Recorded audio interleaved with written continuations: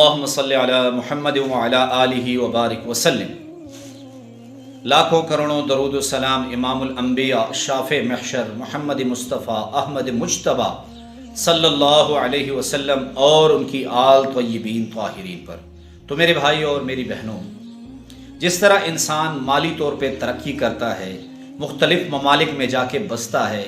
اس کا کاروبار چمک اٹھتا ہے،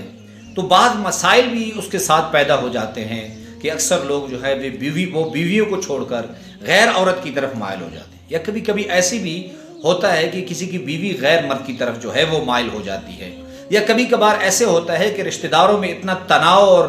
اور جو ہے ان کے مزاج میں سختی ہوتی ہے کہ آپس میں دل کرتا ہے بات چیت کرے لیکن کوئی کسی کے ساتھ بولتا نہیں۔ بہرحال جہاں نفرت ہو، وہ ساس سسر کے درمیان، آپ کے ساس سسر آپ سے ناراض ہیں، آپ کے بھائی آپ سے ناراض ہیں، یا آپ بیوی ہے تو شوہر آپ سے ناراض ہے، یا آپ شوہر ہے تو بیوی آپ سے ناراض ہے، تو آپ ان کسی بھی ناراض رشتے کو راضی کرنا چاہتے ہیں۔ یہ بات یاد رکھیں، مفتی اعظم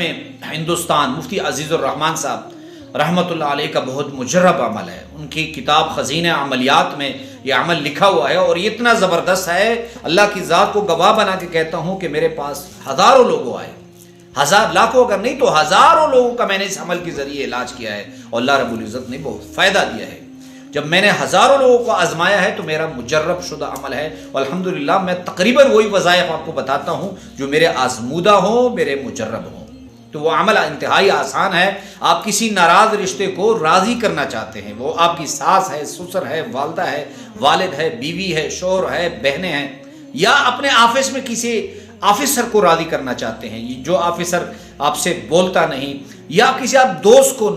جو ناراض ہے اسے راضی کرنا چاہتے ہیں، تو یہ عمل اس کے لیے انتہائی مجرب ہے، لیکن خصوصاً میاں بیوی کے لیے تو انتہائی زبردست اور لاجواب ہے۔ آپ نے کرنا ایسے ہے کہ آپ نے اول و آخر 6 مرتبہ درود شریف پڑھ کر